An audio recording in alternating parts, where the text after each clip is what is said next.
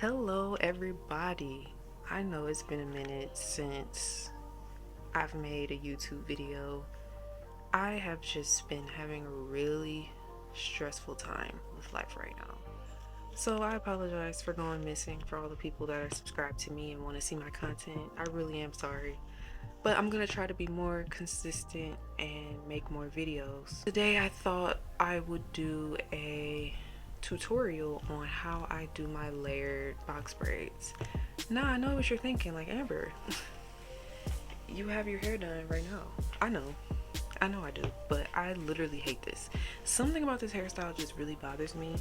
Ever since I started doing the layered box braid styles, it's just kind of like, this look is just so, I don't know, like this look is just, it doesn't, I can't do a lot with it. Like when I wear the layer braids, I can do like my little half up, half down, leave some little dangly pieces that come right here. Like I just miss it. I don't like this. It's too full. The braids are too thick when I did them. Like they're way too chunky. So I'm going to take these out and I'm going to do some layer box braids. I'm going to take you with me. Here's what I'll be using for my braids. Everything is pretty simple, like the self-explanatory things, like you're gonna need a rat tail comb, you know, these metal clips. I don't know what they're called. I have like a lot of them though. I use this edge wax. I don't use the define gel from Shine and Jam anymore because it doesn't really hold my hair down and it just gets it greasy. I feel like this works. It keeps the hold and I don't feel like it leaves a residue like some braiding edge control slash gels do. I like this. This is called the Fine Braid. I got it from Beauty Supply. It's $9, $10. It's like a bundle pack. Normally I get about one of these, but I have two just because from this hairstyle that I have in my hair right now, I have a couple bundles left that are just straight black. This is in the color 130 because I wanted to shake it up a little bit, but normally I use about a pack and a half of these, so get two if you're going to use this hair brand right here. And it comes pre-stretched, and I feel like it takes heat very well. It's my favorite brand to use for the layer braids. I wanted to give you this affirmation that I pulled today and read it to you, or show it to you, whichever one. And this card says, I am capable. And yeah, just take a second, take that in.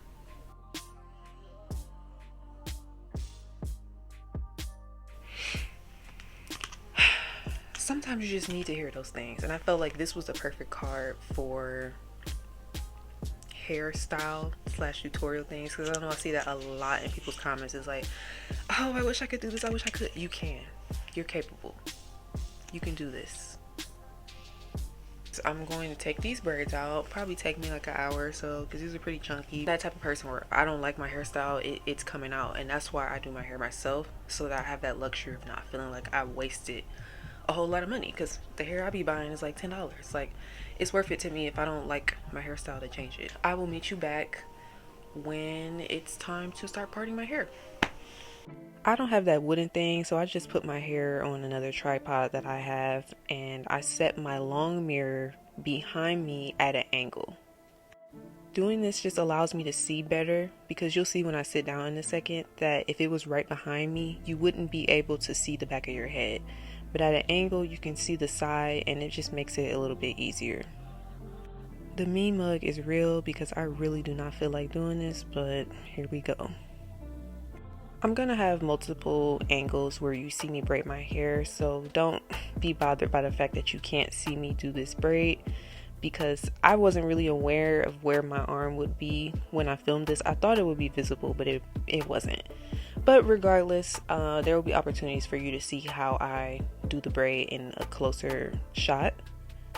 But this is just me. I always lay the edge wax on my whole head. I know some people are really good at gripping, but I'm not, and I feel like I need it to be as elongated as possible because my hair is short. So I put it from root to bottom, and I've never seen like a problem with my hair breakage or anything like that from doing it this way. For my method of braiding, I just take the hair and put it over top and use my hair as a third braiding piece, and I immediately start to grab more hair as soon as I go over like once or twice, because sometimes what happens when I try to do it too close to the bottom of where my hair ends, it ends up sticking out. So I find that it's easier to catch it as soon as you can and start to borrow hair from the other two parts, and it just makes it look a little bit less jumbly. But of course sometimes you gotta go back and redo it because nothing ever turns out perfect. The back part, the first row, for me, I make a little bit thicker in terms of the parting size, just because I have a hard time figuring out parting. My parting's always all over the place, so just be prepared for that. But overall, I like to do the back bottom part kind of wide, because sometimes if I do too many rows, my hair will be entirely too full and it'll ruin the look for me. I like the hair to feel weightless, and that's why I do it that way. But here I am just putting glue at the end. Once I get to about a couple of inches at the bottom, I put the glue because I want to leave hair out so that I can curl it. Here's another close-up of me showing how I braid. You can see me put the hair over and I pull my hair as tight as I possibly can, and then I start to borrow hair right after I do at least like 3 passes. But you can kind of see me do it here. I just use my nails, and when I don't have nails I just use my fingers. But having nails actually kind of makes it easier in a way, which I kind of thought would be challenging but was actually beneficial to me in the end. And just as a sidebar in relation to my hand placement, I know that you're supposed to, when it comes to the parts where you can't reach, you're supposed to use both hands and kind of go over. And I can do that. I'm very capable of doing it. I just find that my braids really look even more janky than they already do, because I'm not a professional when I do it that way, because it's just hard for me to braid with my hands behind my back. So I will literally break my neck to get these middle pieces instead of doing that, because it's just extremely frustrating for me, and I'm okay with dealing with the pain if it means that my braids will overall look better. So if you are somebody that likes to put your hands behind your back, don't be alarmed by seeing me break my neck, because this is just how I like to do it. I'm going to continue this until I get about midway to my head, and then I'm going to do the second layer, which will be stopping a little bit shorter. And now that I'm at my second layer, this is about midway, I'm going to stop a little bit above where I stopped with the bottom layer. And you can see in a second here when I put it down that it's just a little bit higher where the braid stops, and that's all that, you know, really needs to happen to achieve that layer look. You don't have to be really drastic, just enough for you to be able to see the difference. Using the bottom braids to kind of gauge where you should stop is probably the easiest way to go, because it allows you to see the layers begin to form. Now I'm going to work on the front. I finished the back and I'll show it to you. And that's basically how it looks. And now with the front, it's going to basically be the same thing. I'm going to take from about this part to here will be the same length as the top portion I was talking about in the back, because I'm only doing 3 layers, and the third layer is just going to be like maybe about 2 rows here, and they're just going to be like this short. So it's the same process. I think it's just about understanding how to frame your face, and for me, I think this is the best way to frame my face. So I'll show you how it kind of looks towards the end. Okay, this is how it looks with one half of it done, and I kind of just wanted to create this layer effect, because I'm gonna end up cutting it so that it's kind of like you see the pathway. That's all we're trying to do, is just create a layered movement. And I'm just gonna show again another close-up of how I braid my hair, because I think it'll be easier to show it from like this perspective than like the back of my head. I didn't notice until after I looked at this that this part was way too big compared to the other little piece, but you know, I don't care about that. I just like to put less tension on my edges, because I have pretty thin like sensitive edges, and if it's too small of a part, that could cause a lot of tension when I style it. So ignore that. But I'm just going to show again the borrowing method for the braids. I personally love to start my hair with doing the back first because I find that the front is easier, especially with the borrowing method, because of the way I position my hands. But if you can really see here, you can see that as soon as I get that little piece, I borrow some hair, and then I cross over, and then I cross over again and borrow some more hair, and you'll see me do it with my hand. It's just really easy and fluid to do when I can see what I'm doing. And this is the easiest way to me to box braid than like doing that other thing that people do where they make like the hook and they do like 3 parts. I can't. It confuses me. And I feel like this turns out, to my liking.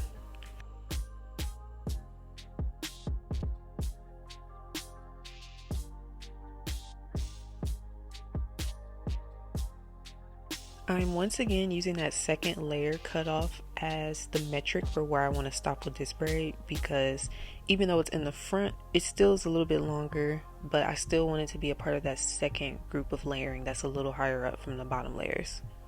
I wanted to quickly show how I add hair to a braid to make it a little bit longer, because I bought some shorter hair thinking it would look better for the layer, but I just ended up needing longer hair. So all I do is I take the hair and I just add it when I'm mid braid. It's really hard to explain, but hopefully visually you can kind of understand what I just did. And if you need to, just watch it again a couple of times. It's really simple. It's not like super complicated. Just be mindful of where you add, because it can become very lumpy if you put it in the wrong place. Once I'm finished with my hair, I do the most annoying, irritating process, which is the rollers, because it never turns out the way I want it to. But I roll it just a bit above the braid so that I can get the curve, and then I just dip it in, the hot water, and it irritates me. So I didn't get a lot of this process, but I know you've seen like a gazillion videos of people do this. I use the blow dryer to speed up the drying process, because I have to use one set of rollers, because I don't know why, I just don't have them.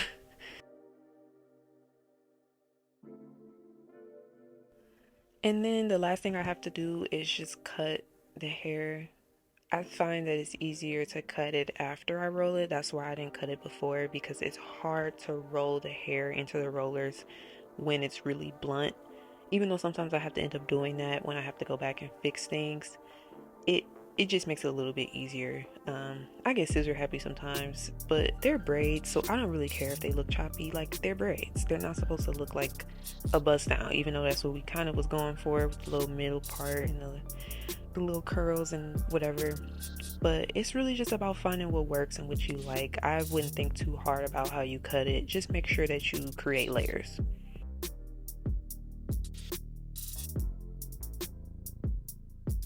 I used a whole lot of body foam, and I just put that all over my head. I'm going to be completely honest, I'm not 100% sure. I feel like people could explain this to me a million times. I'm not 100% sure what foam does beyond just like, it feels like it's what I'm supposed to do with my braids. Like, I feel like it makes it look shiny and it makes it look good, but overall I just feel like I do it because I see other people doing it. But it feels like the right thing to do, so I'm gonna do it. Last thing that I like to do to just kind of finish off things, because sometimes stuff don't curl right, and it's fine, but I just take like my flat iron on like a low setting, and I kind of just curl it a little bit.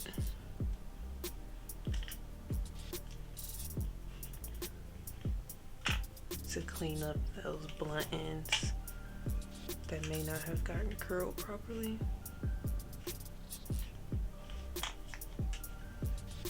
I want to emphasize, please put your flat iron on a low heat setting, because you will burn your hair and it will be crunchy and disgusting, and you don't want that. And this is the final look. I hope you guys enjoyed this tutorial. I actually really have fun making this. I didn't think I would enjoy it, but it's actually fun to kind of show people how I do my hair, because a lot of people always think I get it done somewhere. Nope, I do it myself and I love it. Of course, I always notice imperfections with it, but overall I love it. I love the color. I normally do black, so this was a nice deviation. I feel like this hairstyle has definitely become my staple hairstyle because it's so affordable. I only spent $20 on all of this together and it was totally worth it. Make sure to subscribe to my channel if you haven't already. Otherwise, I'll see you on the next video.